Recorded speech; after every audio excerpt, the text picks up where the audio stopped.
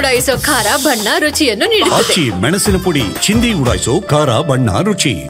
ಬೆಂಗಳೂರಿನಲ್ಲಿ ನಿನ್ನೆ ರಾತ್ರಿ ಸುರಿದಂತಹ ಮಳೆಯಿಂದಾಗಿ 108 ಅವಾಂತರ ಸೃಷ್ಟಿಯಾಗಿದೆ. ರಸ್ತೆಗಳು ನದಿಯಾಗಿ ಬದಲಾಗಿದ್ರೆ ವಾಹನ ಸವಾರರಂತೂ ಜೀವ ಕೈಯಲ್ಲಿ ಹಿಡಿದು ಸಂಚರಿಸಿದ್ದಾರೆ. ಕೆಆರ್ ಮಾರ್ಕೆಟ್ನಲ್ಲಿ ಹೂವು, ತರಕಾರಿ ಎಲ್ಲ ನೀರು ಪಾಲಾಗಿ ವ್ಯಾಪಾರಿಗಳು ಕಂಗಾಲಾದರು.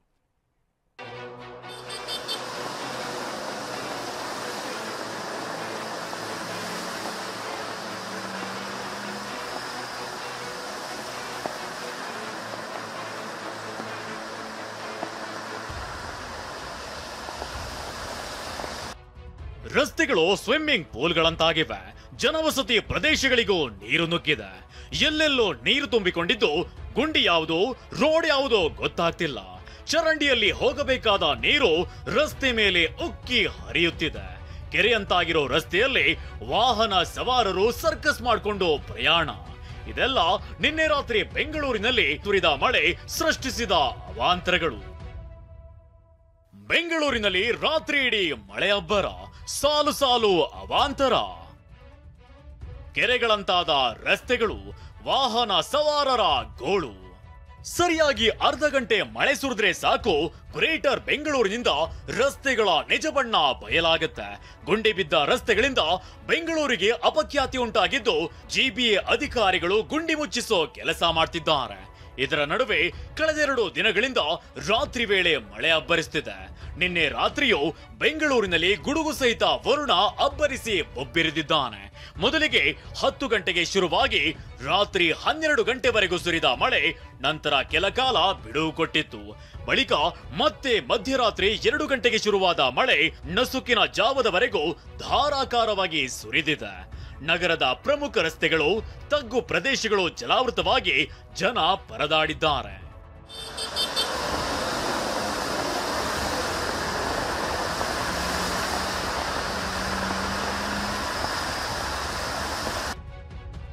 ಕೆಆರ್ ಮಾರ್ಕೆಟ್ ರಸ್ತೆಯಲ್ಲಿ ವಾಹನ ಸವಾರರ ಪರದಾಟ. ಭಾರೀ ಮಳೆಯಿಂದಾಗಿ ಬೆಂಗಳೂರು ಹೃದಯ ಭಾಗ ಕೆಆರ್ ಮಾರ್ಕೆಟ್ನ ರಸ್ತೆ ಜಲಾವೃತವಾಗಿತ್ತು. ಹಳ್ಳಗಳಲ್ಲಿ ಮೊಣಕಾಲುದ್ದ ನೀರು ತುಂಬಿಕೊಂಡು ವಾಹನಗಳ ಸಂಚಾರಕ್ಕೆ ಅಡಚಣೆಯಾಯಿತು. ಕೆಆರ್ ಮಾರ್ಕೆಟೆಯ ರಸ್ತೆಗಳು ಸಂಪೂರ್ಣವಾಗಿ ಜಲಾವೃತವಾಗಿದ್ದು, ಕೆಆರ್ ಮಾರ್ಕೆಟೆಯ ಸರ್ಕಲ್ ಏನಿದೆ, ಒಂದು ಸರ್ಕಲ್ ಮಧ್ಯದಲ್ಲಿ ನಾನಿದ್ದೀನಿ. ಸರ್ಕಲ್ ಮಧ್ಯದಲ್ಲಿ ಇರುವಂತಹ ಸುಮಾರು ಹಳ್ಳಗಳಿದೆ. ಇದಂದ್ರೆ ನಾರ್ಮಲ್ ಆಗಿ ಇದೇ ರೀತಿಯಿಂದ ಹಳ್ಳಗಳು ಸಾಕಷ್ಟು ದಿನಗಳಿಂದನೂ ಸಹ ಇದೆ. ಇದನ್ನ ಕಂಪ್ಲೀಟ್ ಆಗಿ ಹಳ್ಳವನ್ನು ಮುಚ್ಚುವಂತ ಕೆಲಸವನ್ನು ಕೂಡ ಯಾರೂ ಮಾಡಿಲ್ಲ. ಇದೇ ಹಳ್ಳದಲ್ಲಿ ಈಗ ಮಳೆ ನೀರು ನಿಂತು ಈಗ ವಾಹನ ಸವಾರರು ಪರದಾಡುವಂತಹ ಪರಿಸ್ಥಿತಿ ಎದುರಾಗಿರುವಂತದ್ದು. ಇನ್ನು ರಿಚ್ಮಂಡ್ ರಸ್ತೆಯು ನದಿಯಂತೆ ಬದಲಾಗಿತ್ತು. ರಸ್ತೆಯಲ್ಲಿ 2 ಅಡಿ ನೀರು ತುಂಬಿಕೊಂಡು ವಾಹನ ಸವಾರರು ಪರದಾಡುವಂತಾಯಿತು. ಕೇವಲ ಅರ್ಧ ಗಂಟೆ ಸುರಿದಂತಹ ಮಳೆಗೆ ರಿಚ್ಮಂಡ್ ರಸ್ತೆ ಕೆರೆಯಂತಾಗಿದೆ. ಸದ್ಯಕ್ಕೆ ನಾನೀಗ ದೃಶ್ಯದಲ್ಲಿ ನಿಮಗೆ ಆ ಒಂದು ರಸ್ತೆ ತುಂಬಾ ನೀರು ಯಾವ ರೀತಿಯಾಗಿ ನಿಂತಿದೆ ಅನ್ನೋದನ್ನ ತೋರಿಸ್ತಾ ಇದ್ದೀನಿ. 10 ಗಂಟೆಗೆ ಪ್ರಾರಂಭವಾದಂತಹ ಮಳೆ ಕೇವಲ ಅರ್ಧ ಗಂಟೆ ಜೋರಾಗಿ ಬಂತು. ತದನಂತರ ಅದು ಸಾಮಾನ್ಯ ಮಳೆ ಕಡಿಮೆ ಆಯಿತು. ಆದರೆ ಈ ಅರ್ಧ ಗಂಟೆ ಮಳೆಯಿಂದಾಗಿ ರಸ್ತೆ ತುಂಬ ಇನ್ನೂ ಸಹ ಅಂದರೆ 1 ಗಂಟೆ ಕಳೆದರೂ ಸಹ ಮಳೆ ನೀರು ಯಾವ ಪ್ರಮಾಣದಲ್ಲಿ ಹರಿತಾ ಇದೆ ಅಂತ ನೋಡ್ಬೋದು. ರಿಚ್ಮಂಡ್ ಸರ್ಕಲ್ ಅಂದರೆ ಶೋಲೆ ಸರ್ಕಲಿಂದ ರಿಚ್ಮಂಡ್ ಸರ್ಕಲ್ ಕಡೆ ಹೋಗುವಂಥ ಈ ರಸ್ತೆಯಲ್ಲಿ ಕಂಟಿನ್ಯೂಸ್ ಆಗಿ ವಾಹನಗಳು ಕೂಡ ಚಲಿಸ್ತಾನೆ ಇರ್ತವೆ. ನೂರಾರು ವಾಹನಗಳು ಬರ್ತಾನೆ ಇದೆ. ದೃಶ್ಯದಲ್ಲಿ ಗಮನಿಸಿದ್ರೆ ದ್ವಿಚಕ್ರ ವಾಹನದ ಸವಾರರು ಪರದಾಟವನ್ನು ಪಡ್ತಾ ಇದ್ದಾರೆ. ಶಾಂತಿನಗರದ ರಿಚ್ಮಂಡ್ ಟೌನ್ ನಲ್ಲೂ ವರುಣಾರ್ಭಟದಿಂದ ರಸ್ತೆ ಸಂಪೂರ್ಣ ಜಲಾವೃತವಾಗಿತ್ತು. ಸದ್ಯಕ್ಕೆ ನಾನು ಶಾಂತಿನಗರದ ರಿಚ್ಮಂಡ್ ಟೌನ್ ನಲ್ಲಿದ್ದೀನಿ. ತಾವು ರಸ್ತೆಯನ್ನ ಗಮನಿಸಬಹುದು. ಇದು ರಸ್ತೆ ಯಾವುದೇ ನದಿಯಲ್ಲ ಅಥವಾ ಹಳ್ಳನೂ ಅಲ್ಲ, ಇದು ರಸ್ತೆ. ಪ್ರತಿ ಬಾರಿ ಮಳೆ ಬಂದಾಗ ಇದೇ ಪರಿಸ್ಥಿತಿ ರಸ್ತೆಯಲ್ಲಿ ನಾವು ಗಮನಿಸಬಹುದು. ಅಷ್ಟೇ ಅಲ್ಲ, TV9 ಈ ಬಗ್ಗೆ ನಿರಂತರವಾಗಿ ವರದಿ ಕೂಡ ಮಾಡ್ತಾನೆ ಇದೆ. ಇನ್ನು ಬೆಂಗಳೂರಿನ ರಸ್ತೆಗಳ ಬಗ್ಗೆ ಹೇಳಬೇಕು. ಗುಂಡಿ ಬಿದ್ದಂತಹ ರಸ್ತೆ, ಅದರ ಮಧ್ಯೆ ಮಳೆ ಸುರಿದು ನೀರು ನಿಂತರೆ ಇದರ ಪರಿಸ್ಥಿತಿ ಹೇಳೋದೇ ಬೇಡ. ಸವಾರರು ಹೈರಾಣಾಗಿ ಹೋಗ್ತಾರೆ. ಈ ರಸ್ತೆಯಲ್ಲೇ ಇದೀಗ ವಾಹನಗಳು ಪ್ರಯಾಣಿಸ್ತಾ ಇದೆ. ವಿಕ್ಟೋರಿಯಾ ರಸ್ತೆಯಲ್ಲಿ ನೀರು ಕೆಟ್ಟು ನಿಂತ ವಾಹನಗಳು. HALನ ರಸ್ತೆಯ ವಿಕ್ಟೋರಿಯಾ ರೋಡ್ನಲ್ಲಿ ಮಳೆಯಿಂದ ಅವಾಂತರವೇ ಸೃಷ್ಟಿಯಾಗಿತ್ತು. ರಸ್ತೆ ತುಂಬಾ ನೀರು ತುಂಬಿಕೊಂಡಿದ್ರಿಂದ ವಾಹನಗಳು ಚಲಿಸಲಾಗದೆ ಕೆಟ್ಟು ನಿಲ್ಲುತ್ತಿದ್ದ ದೃಶ್ಯ ಕಂಡುಬಂತು.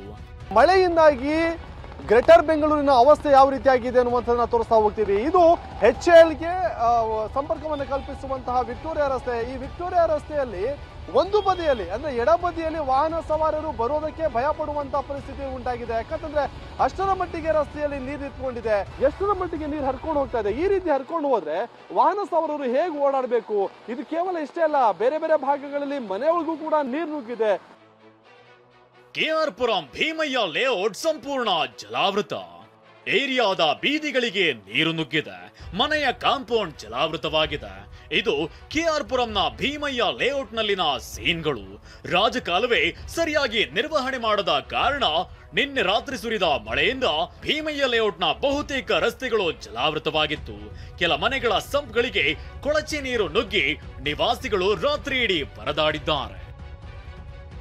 ಎಲೆಕ್ಟ್ರಾನಿಕ್ ಸಿಟಿಯ ನೀಲಾದ್ರಿ ನಗರದಲ್ಲಿ ರಸ್ತೆ ಮುಳುಗಡೆ. ಎಲೆಕ್ಟ್ರಾನಿಕ್ ಸಿಟಿಯ ನೀಲಾದ್ರಿ ನಗರದಲ್ಲೂ ಮಳೆಯಿಂದಾಗಿ ರಸ್ತೆ ಮುಳುಗಡೆಯಾಗಿತ್ತು. ಚರಂಡಿ ನೀರು ರಸ್ತೆ ಮೇಲೆ ಉಕ್ಕಿ ಹರಿಯುತ್ತಿತ್ತು.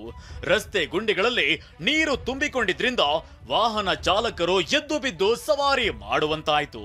ಹೊಸ ರೋಡ್ ಕೂಡ ನದಿಯಂತೆ ಬದಲಾಗಿತ್ತು. ವರ್ತೂರು ಬಳಿ ಬಳಗೇರೆ ರಸ್ತೆ ಬುಳುಬುಳು. ವರ್ತೂರು ಬಳಿಯ ಬಳಗೇರೆ ರಸ್ತೆಗೆ ಇತ್ತೀಚೆಗಷ್ಟೇ ಸಿಎಂ ಸಿದ್ದರಾಮಯ್ಯ ಖುದ್ದು ಭೇಟಿ ನೀಡಿ ಗುಂಡಿಗಳ ಅವ್ಯವಸ್ಥೆ ಪರಿಶೀಲಿಸಿದ್ರು. ಆದ್ರೆ ಸಿಎಂ ಬಂದು ಹೋದ್ರೂ ಕಾಮಗಾರಿಯಾಗಿಲ್ಲ. ನಿನ್ನೆ ರಾತ್ರಿ ಸುರಿದ ಮಳೆಗೆ ಬಳಗೇರೆ ರಸ್ತೆ ಸಂಪೂರ್ಣ ಜಲಾವೃತವಾಗಿತ್ತು.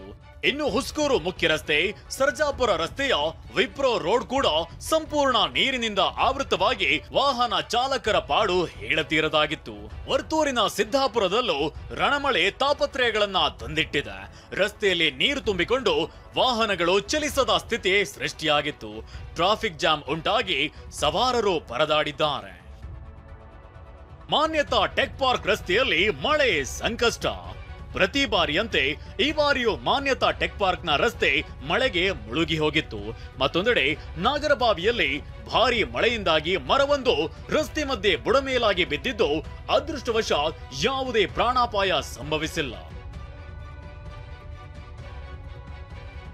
ಹವಾಮಾನ ಇಲಾಖೆ ಬೆಂಗಳೂರಿನಲ್ಲಿ ಇನ್ನೂ 3-4 ದಿನ ಮಳೆ ಅಬ್ಬರಿಸುವ ಮುನ್ಸೂಚನೆ ನೀಡಿದೆ. ಹೀಗಾಗಿ ರಾಜಧಾನಿಗೆ ಇನ್ನೂ ಏನೇನು ಜಲಕಂಟಕ ಎದುರಾಗುತ್ತೋ ಗೊತ್ತಿಲ್ಲ. Bureau report, TV9.